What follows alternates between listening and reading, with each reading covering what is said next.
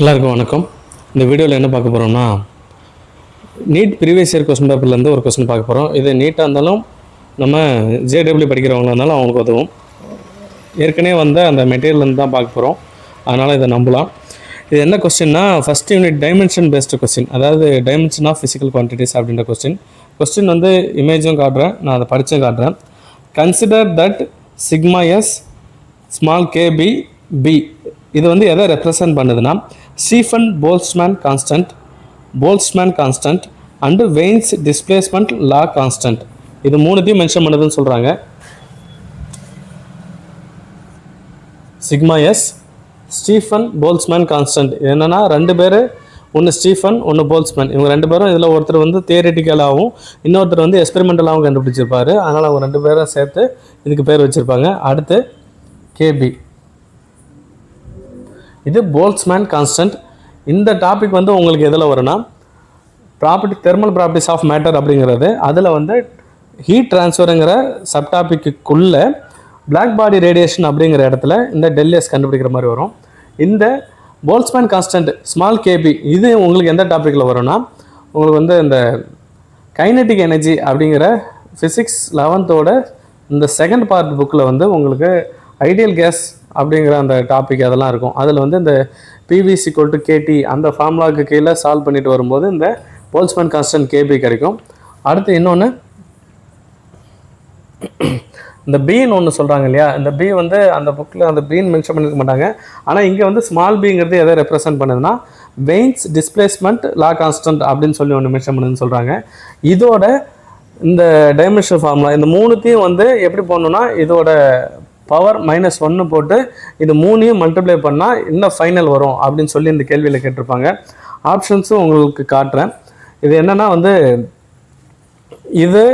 இதுவும் ரெண்டுமே இந்த ஹீட் ட்ரான்ஸ்ஃபர் அப்படிங்கிற சப்டாபிக்கில் அந்த யூனிட்டோட அந்த சாப்டரோட பேர் தெர்மல் ப்ராப்பர்ட்டிஸ் ஆஃப் மேட்டரில் பிளாக் பாடி ரேடியேஷன் கீழே இந்த ரெண்டு விஷயமும் வரும். சரியா? ஒன்று என்னது, இந்த Wien's Stefan Boltzmann constant, Wien's இல்லை ஸ்டீஃபன் போல்ட்ஸ்மேன் கான்ஸ்டன்ட்டும், இன்னொன்று இது வந்து நமக்கு இந்த வெயின்ஸ் டிஸ்பிளேஸ்மெண்ட் லா கான்ஸ்டன்ட் அப்படிங்கிறதும் வரும். இது ரெண்டுமே அந்த பிளாக் பாடி ரேடியேஷன் கீழே நமக்கு வரும். இது ஒன்று மட்டும்தான் கைனெட்டிக் எனர்ஜி அந்த ஐடியல் கேஸ் அந்த டெரிவேஷன் ஈக்குவேஷன் கீழே இது வரும். ஓகேவா? இது தனி சாப்டராக வரும். அதில் வந்து இது இருக்கும். அந்த கான்செப்ட்லேருந்து நம்ம எவ்வளோ ஷார்ட்டாக உங்களுக்கு எடுத்து சொல்ல முடியுமோ அதை நான் எடுத்துகிட்டு வந்திருக்கேன். இது டேரெக்டாக நம்ம ஆன்சர் சொல்லிடலாம், ஆனால் உங்களுக்கு இது எங்கேருந்து வந்துச்சுன்னு தெரியாது. ஒரு வேளை இது நான் டேரெக்டாக ஆன்சர் நீங்கள் படிச்சுட்டு போயிட்டீங்க, இதில் வந்து அந்த இமேஜில் காட்டுற மாதிரி ஆப்ஷன் பி அப்படிங்கிறது ஆன்சர் அப்படின்னு வைங்களேன். ஒரு வேளை அடுத்த எக்ஸாமில் இந்த -1 கொடுக்கல, டேரெக்டாக வந்து இது மூணோட டைமென்ஷன் ஃபார்முலா மல்டிப்ளை பண்ணி சொல்லுங்கன்னா நமக்கு எப்படி தெரியும்? ஸோ அவங்க கேட்குறது வந்து இந்த கான்செப்டில் நீங்கள் தெளிவாக இருக்கீங்களான்னு நம்ம தெரிஞ்சுக்கணும். ஓகேவா? அடுத்து இங்கே வரும் இந்த சிக்மா எஸ் அப்படிங்கிறது என்ன வரும்னா, இந்த வார்த்தைகள் கொடுக்குறாங்க இல்லையா, ரெண்டு பேரும் சேர்ந்து கண்டுபிடிச்சிருப்பாங்கன்னு சொன்ன ஒன்று வந்து ஸ்டீஃபனும் இன்னொன்று போல்ட்ஸ்மேன், இவங்க ரெண்டு பேரும் சேர்ந்து இதை கண்டுபிடிச்சிருப்பாங்கன்னு நான் சொன்னேன். ஒருத்தர் வந்து ஸ்டீஃபன் போல்ட்ஸ்மேன், இவங்க ரெண்டு பேரும் சேர்ந்து கண்டுபிடிச்சது. இது என்னன்னா, ஒரு black body, idealist black body அப்படின்னு சொல்லுவாங்க. ஐடியலிஸ்ட் பிளாக் பாடி அப்படின்னா என்ன, பிளாக்னாலே தெரியும், ஒரு ஹீட் வருது, ஒரு எனர்ஜி வருது அப்படின்னா அதை வந்து அப்சர்வ் பண்ணிக்கும், மேக்ஸிமம் வந்து ரிஃப்ளெக்ட் பண்ணாது. அதனால கருப்பாக இருக்கிற பொருளெல்லாம் ரொம்ப ரேடியேட்டடாகவும், அதாவது ஹீட்டாக இருக்கும்.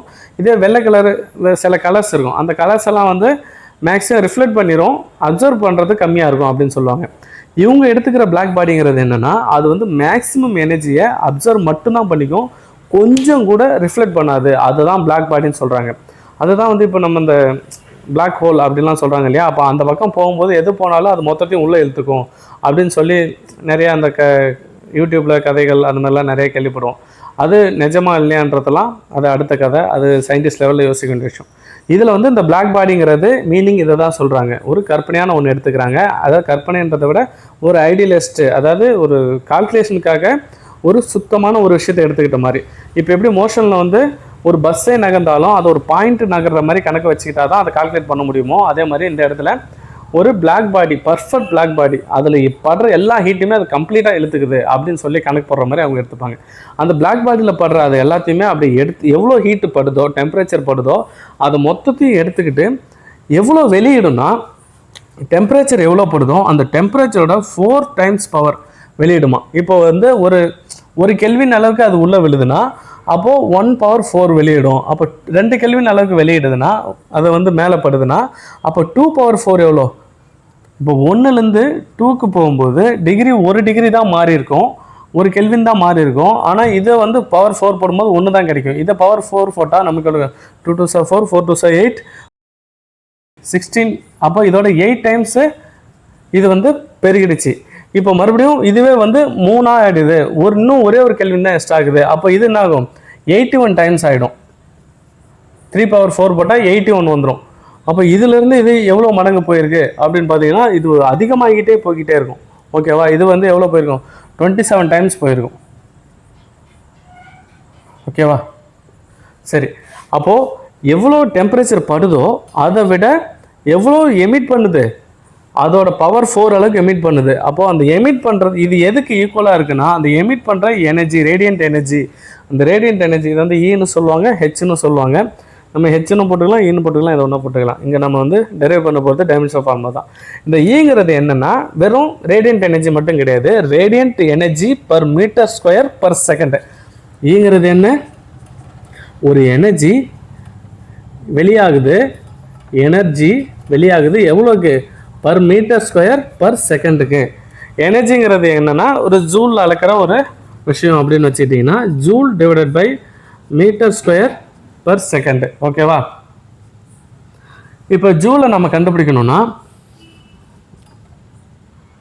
ஜூல் வந்து ஒர்க் அப்படிங்கிறதோட யூனிட்டாக நம்ம வந்து கணக்கு வச்சுப்போம். ஜூல் வந்து ஃபோர்ஸ் இன்ட்டு டிஸ்டன்ஸ். ஃபோர்ஸை கண்டுபிடிக்கணும்னா F = ma, அதாவது mass into acceleration into distance. என்ன அது? டிஸ்டன்ஸ் அப்படியே போட்டுப்போம். மாஸை பொறுத்த வரைக்கும் கிலோகிராம், ஆக்சிலரேஷனை பொறுத்த வரைக்கும் metre per second square into டிஸ்டன்ஸை பொறுத்த வரைக்கும் மீட்டர். இது வந்து யூனிட், ஜூலோட யூனிட். ஓகேவா? இப்போ இந்த ஜூலோட யூனிட் எடுத்து இதில் போடுவோம்.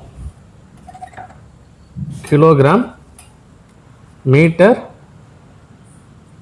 இன்ட்டு இங்கே ஒரு மீட்டர் இருக்குது டிவைடட் பை இங்கே உள்ளது அப்படியே போட்டுப்போம்.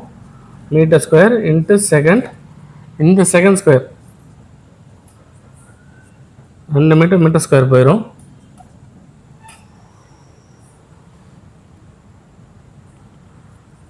கிலோகிராம் இந்த S கியூப் ஆகிடும், இது மேலே போனால் S⁻³ ஆகிடும். இது வந்து ஈங்கிறதுக்கு மட்டும் நம்ம யூனிட் எடுத்தால் இப்படி வந்துடலாம். சரியா? இதை நீங்கள் பார்த்துங்க. அடுத்து நமக்கு இதை வந்து நம்ம ஈக்குவல் பண்ணும்போது எப்பயுமே வந்து டைரக்ட் ப்ரொபோஷனல், இன்டைரக்ட் ப்ரொபோஷனல் அப்படின்னு சொல்லிட்டு நம்ம இந்த மாதிரி இந்த ப்ரொபோஷனல் போட்டுட்டு அதை ஈக்குவல் பண்ணி நம்ம ஃபார்முலா போடும்போது அதுக்கு ஒரு ஃபிக்ஸ்டு ஒரு கான்ஸ்டன்ட் வேல்யூவை ஒரு கால்குலேஷன் பண்ணி கிடைக்கும். அந்த ஃபிக்ஸ்டு கான்ஸ்டன்ட் வேல்யூ தான் இந்த ஸ்டீஃபன் போல்ட்ஸ்மேன் கான்ஸ்டன்ட். இது வந்து இங்கே σSன்னு போடுறாங்க, T⁴e. நமக்கு இதுதான் வேணும். அப்போ T⁴ இந்த பக்கம் கொண்டு வந்துடணும். σS = E divided by T⁴. இப்போ ஈயோட யூனிட் நமக்கு தெரிஞ்சிருச்சு. அப்போ σS = ஈயோட யூனிட் என்ன? Kilogram (2⁻³ divided by T⁴. அந்த Tனா என்ன? Temperature, Kelvin/4. இதை எப்படி போடலாம்? Kilogram (2⁻³ into Kelvin/4. இதுவே வந்து நம்ம டைமென்ஷனல் ஃபார்முலாவில் கொண்டு போகும்போது கிலோகிராமை எம்னு சொல்லுவோம், செகண்டை T⁻³ கெல்வினை வந்து டைமென்ஷன் ஃபார்முலாவில் டீட்டாக தான் போடணும். ஆனால் இங்கே நம்ம கண்டுபிடிக்க போகிற இவங்க கொடுத்த அந்த ஆப்ஷன்ஸில் வந்து அதை கெல்வினாவே மென்ஷன் பண்ணியிருப்பாங்க. அப்போது K⁻⁻4னே போட்டுங்க. இதுதான் வந்து நமக்கு σS அப்படிங்கிற ஸ்டீஃபன் போல்ட்ஸ்மேன் கான்ஸ்டன்ட்டோட டைமென்ஷனல் ஃபார்முலாவே கிடைக்கும். இப்போ வந்து இந்த σSக்கு எப்படி வந்தது அப்படின்றத ஷார்ட்டாக ஒரு முறை சொல்லிடுறேன். டைரெக்டாக பார்த்தீங்கன்னா ஒரு energy, radiant energy per metre square per second, அது வந்து எவ்வளோ டெம்பரேச்சர் படுதோ அதோட பவர் 4க்கு டைரக்ட் ப்ரொபோஷனல் இருக்குது. டைரக்ட் ப்ரொபோஷன்லேருந்து நம்ம ஈக்குவல் டு கொண்டு வரும்போது வர்றது தான் அந்த கான்ஸ்டன்ட். என்ன கான்ஸ்டன்ட்? Stefan Boltzmann constant. அப்போ Stefan Boltzmann constant σS = E divided by T⁴. இதுதான் விஷயம். இந்த ஈங்கிறது என்ன சொன்னேன்? Energy divided by metre square per second. அந்த எனர்ஜின்றது joule per metre square per second. Energy ஜூலுங்கிறது ஒர்க்குக்கு ஈக்குவல், அந்த ஒர்க்கு தான் ஜூலுன்னு சொல்லுவாங்க. அந்த joule is equal to force into distance. Force வந்து F is equal to MA அடிக்கடி கேள்விப்பட்டிருப்போம். எம்னா மாஸு, ஆக்சலரேஷன்னா மீட்டர் பர் செகண்ட் ஸ்கொயரு, டிஸ்டன்ஸ்னால் மீட்டரில் போடுவோம். ஸோ ஜூலோட நம்ம ஈக்குவேஷனை யூனிட்டை நம்ம அடித்து கொண்டு வந்து எடுத்துகிட்டு வந்து இந்த ஈயில் நம்ம சப்ஸ்டியூட் பண்ணுவோம். ஈயில் சப்ஸ்டியூட் பண்ண உடனே அந்த இடத்துல அடித்து கொண்டு வரும்போது ஈயோட வேல்யூ கிடைக்கும் கிலோகிராம் பர் செகண்ட் கியூபு. இப்போ இந்த ஈயோட வேல்யூவை இந்த ஃபார்முலாவில் அப்ளை பண்ணி யூனிட் அப்ளை பண்ணி இந்த டெம்பரேச்சர் கெல்வினோட யூனிட்டை நம்ம அதில் போட்டு அதுலேருந்து நம்ம கொண்டு வந்து அதை டைமென்ஷன் ஃபார்முலாவை மாற்றும் போது சிக்மாவோட ஃபார்முலா கிடைக்கும். So sigma S Stefan Boltzmann கான்ஸ்டன்ட்ன்றதை நமக்கு எப்படி சொன்னாலும் நம்மளால் சொல்ல முடியும். ஓகேவா? இதை நீங்கள் பார்த்துங்க, நோட் பண்ணிங்க, ஒரு நிமிஷம் பாஸ் பண்ணி இதை நான் அழைச்சிட்டு அடுத்து கேபி கொண்டு வரேன். ஓகேவா? அடுத்து இந்த வெயின்ஸ் டிஸ்பிளேஸ்மெண்ட் லா கான்ஸ்டன்ட் அப்படிங்கிறத பார்ப்போம். அது வந்து இங்கே பின்னு மென்ஷன் பண்ணியிருக்காங்க. ஏன் வந்து இப்போ வந்து சிக்மா எஸ் சொல்லிவிட்டு பி நான் போயிடுறேன் அப்படின்னா, இது ரெண்டுமே ஒரே டாபிக் கீழே வரும். எந்த டாபிக்னா தெர்மல் ப்ராப்பர்ட்டிஸ் ஆஃப் மேட்டர் அப்படிங்கிறது கீழே, ஹீட் ட்ரான்ஸ்ஃபருங்கிற அந்த சப் டாப்பிக்கு கீழே, பிளாக் பாடி ரேடியேஷன் கீழே வரும். இதில் வந்து இந்த பிங்கிறது எதை சொல்லுன்னா ஒரு டெஃபினேஷன் இருக்குது. அந்த டெஃபினேஷன் என்னென்னா, ஒரு மேக்ஸிமம் எனர்ஜி எங்கே கிடைக்கும்னா இந்த மினிமம் வேவ் லென்த் இருக்கிற இடத்துல கிடைக்கும். அங்கே வந்து டெம்பரேச்சர் அதிகமாக இருக்கும் அப்படின்னு சொல்லுவாங்க. இதை வந்து அங்கே உங்கள் சிபிஎஸ்சியில் என்சிஆர்டியில் வந்து ஒரு டெஃபினேஷனாகவே இருக்கும். அதாவது இந்த பிங்கிறது எதை கொடுக்கும், இந்த கான்ஸ்டன்ட்டுங்கிறது எதை கொடுக்குன்னா இந்த வேவ் லென்த்துக்கும் டெம்பரேச்சருக்கும் உள்ள ரிலேஷனை சொல்கிறது தான் இந்த பிங்கிற வேல்யூன்னு சொல்லுவாங்க. இதை வந்து ஒரு வேல்யூவும் கொடுப்பாங்க, 2.9 × 10⁻³ மீட்டர் கெல்வின் அப்படின்னு கொடுப்பாங்க. மீட்டருங்கிறது வேவ் லென்த்தோட யூனிட்டு, இந்த டெம்பரேச்சருக்கு வந்து கெல்வின் வரும். சரி, இதை மறுபடியும் சொல்கிறேன். இந்த வெயின்ஸ் டிஸ்பிளேஸ்மெண்ட் லா கான்ஸ்டன்ட்டை பொறுத்த வரைக்கும் இது என்ன சொல்லணும்னா, இந்த வேவ் லென்த் இருக்குங்க இல்லையா, இந்த வேவ் லென்த் வந்து எவ்வளோக்கு எவ்வளோ கம்மியாக இருக்கோ அந்த அளவுக்கு எனர்ஜி அதிகமாக வெளியே வரும்னு சொல்லுவாங்க இந்த பிளாக் பாடி ரேடியேஷனில். அதாவது வேவ் லென்த்துங்கிறது இப்படி இருக்குன்னு வைங்களேன், ஒரு கிரஸ்ட்டுக்கும் இன்னொரு கிரஸ்ட்டுக்கும், ஒரு மலை முகடுக்கும் இன்னொரு முகடுக்கும் இடையில உள்ள ஒரு டிஸ்டன்ஸ்ன்னு சொல்லலாம். இல்லைனா ஒரு இதை சொல்லலாம். இல்லைனா ஒரு வேவ் கம்ப்ளீட் ஆகிறதுக்கு உள்ள டிஸ்டன்ஸ் எல்லாமே சேமாக தான் வரும். சரியா? இப்போது இந்த டிஸ்டன்ஸ் வந்து அதிகமாக இருக்கும்போது, இந்த அலை வந்து பெருசாக இருக்கும்போது அதுக்கு எனர்ஜி கம்மியாக இருக்கும். வேவ் லென்த் பெருசாக இருந்தால், வேவ் லென்த் அதிகமாக இருந்தால் எனர்ஜி கம்மியாக இருக்கும். வேவ் லென்த் இதுவே குட்டியாக இருந்துச்சுன்னா அது வந்து எனர்ஜி அதிகமாக இருக்கும். அப்படின்னா என்னென்னா, ரொம்ப இப்போ தண்ணி வந்து ஒரு பாத்திரத்தில் கொதிக்கும் போது சூடு கம்மியாக இருக்கும்போது அது கொதிக்கிறது ஒன்றும் ரொம்ப அபரிவிதமாக கொதிக்காது. இதே ஹீட் அதிகமாக அவ்வளோ வேகமாக கொதிக்கும் இல்லையா, அந்த மாதிரி ஹீட் எனர்ஜி அதிகமாக இருக்கும்போது ஒரு ஆட்டம்ஸ் பார்ட்டிகல்ஸ் என்ன பண்ணும், ரொம்ப வேகமாக வைப்ரேட் ஆகிட்டே இருக்கும். அப்போது ஒவ்வொரு வைப்ரேஷனுக்கும் இப்போ ஒவ்வொன்றுத்துக்கும் இடையில எவ்வளோ பார்க்குறீங்க, ரொம்ப கம்மியான ஒரு வேவ் லென்த்து தான் இருக்கும். அப்போ எவ்வளோக்கு எவ்வளோ கம்மியான வேவ் லென்த் இருக்கோ அந்த அளவுக்கு எனர்ஜி வந்து அதிகமாக இருக்கும், எவ்வளோ டெம்பரேச்சர் படுதோ அதை பொறுத்து. ஓகேவா? இதை வந்து எப்படி போட்டிருப்பாங்கன்னா, இதுக்கு முன்னாடி இப்போ ΔM ப்ரொபோஷ்னல் டு 1/T அப்படின்னு வச்சுக்கலாம். ப்ரொபோஷ்னல் அதாவது இன்டைரக்ட், எவ்வளோக்கு எவ்வளோ வேவ் லென்த் கம்மியாக இருக்கோ டெம்பரேச்சர் அதிகமாக இருக்கும். இன்டைரக்ட்னாலே அப்படி தான், இது கம்மியாக இருந்தால் இது அதிகமாக இருக்கும், இது கம்மியாக இருந்தால் டெம்பரேச்சர் கம்மியாக இருந்தால் வேவ் லென்த் அதிகமாக இருக்கும். ஓகேவா? இப்போ கம்மியான டெம்பரேச்சர் அது மேலே படுதுன்னா அதுலேருந்து வர எனர்ஜின்றதும் கம்மியாக தான் வரும். சரியா? எனர்ஜி கம்மியாக வர்றதுக்கு காரணம் அதிக வேவ் லென்த்னால டெம்பரேச்சர் கம்மியாக படுது, வேவ் லென்த் அதிகமாக உள்ளது இருக்குது. வேவ் லென்த் அதிகமாக இருந்தால் என்ன, எனர்ஜி கம்மியாக இருக்குன்னு அர்த்தம். ஓகேவா? இப்போ வந்து இதை தான் வந்து இதில் சொல்லியிருப்பாங்க. ஓகேவா? அப்போ இதோட யூனிட் என்ன, இந்த மீட்டர் கெல்வின். இதை அப்படியே கொண்டு வாங்க. இப்போ மீட்டருங்கிறத நம்ம டைமென்ஷன் ஃபார்முலாவில் எப்படி கொண்டு போவோம், எல்லுன்னு போடுவோம்.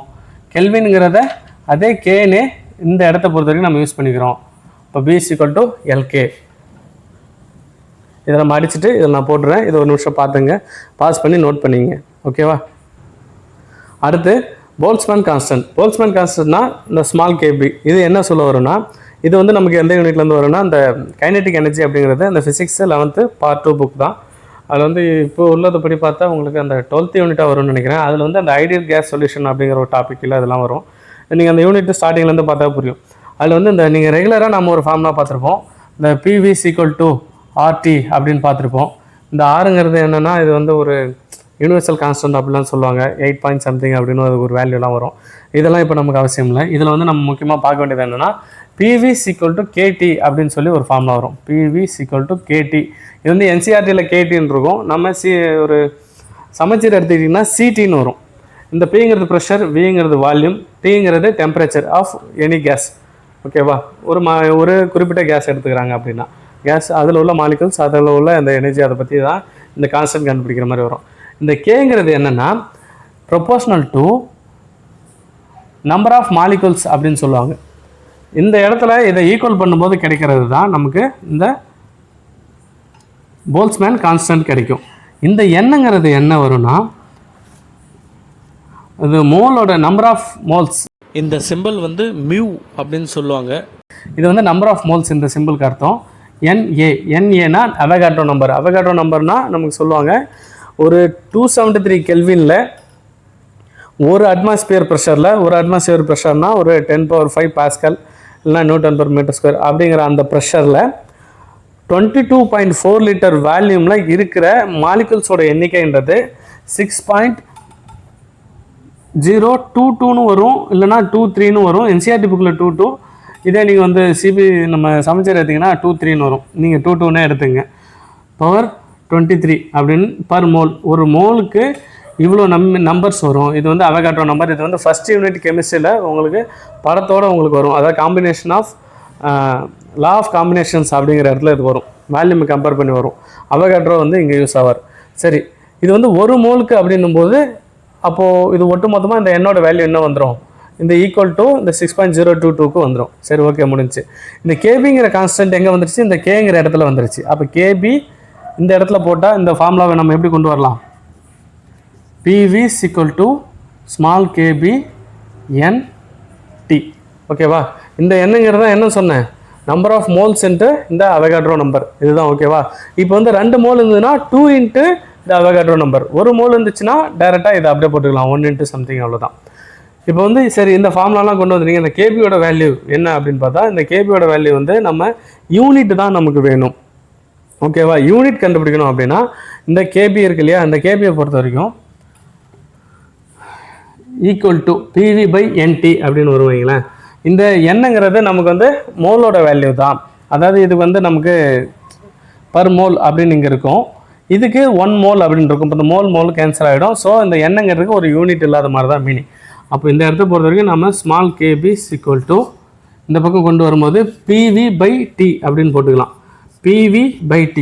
Pனா ப்ரெஷர். ப்ரெஷருங்கிறது எப்படி இருக்கும்? ஒரு ஏரியா இருக்கா, அந்த ஏரியாவில் எவ்வளோ ஃபோர்ஸ் ஆக்ட் ஆகுது அப்படிங்கிறது தான். ஏரியானா என்ன?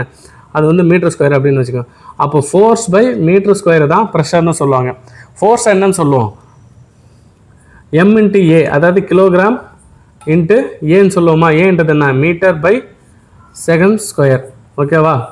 இந்த மீட்டர் ஸ்கொயர் அப்படியே இருக்குது. இதில் ஒரு M, இதில் ஒரு M ஒரு போயிடும். அப்போ கிலோகிராம், இந்த பியை பொறுத்த வரைக்கும் கிலோகிராம் பர் மீட்டர் செகண்ட் ஸ்கொயருன்னு இருக்குது. சரி, இதை எடுத்துகிட்டு வந்து இந்த இடத்துல நம்ம அப்ளை பண்ண போகிறோம். வேல்யூமை பொறுத்த வரைக்கும் கிலோகிராம், இங்கே வந்து metre cube divided by metre second square. ஓகேவா? இப்போ அடுத்து இந்த டீங்கிறதோட யூனிட் பார்த்தோன்னா கெல்வின் இருக்கும். இப்போ எம்மில் ஒரு M போயிடும், இது கியூப் போயிட்டு ஸ்கொயர் வந்துடும். அப்போ கிலோகிராம் மீட்டர் ஸ்கொயர் இன்ட்டு செகண்டோட -2 கெல்வினோட -1. இதுதான் வந்து போல்ட்ஸ்மேன் கான்ஸ்டன்ட்டோட யூனிட்டு. இதுவே நம்ம டைமென்ஷனில் கண்டுபிடிக்கும் போது கிலோகிராமை நம்ம M, மீட்டரை L², செகண்டை வந்து டைமில் போடுவோம், அதாவது டைமில் போட்டுருவோம் -2, கெல்வின் அதே K⁻−1 போட்டுருவோம்.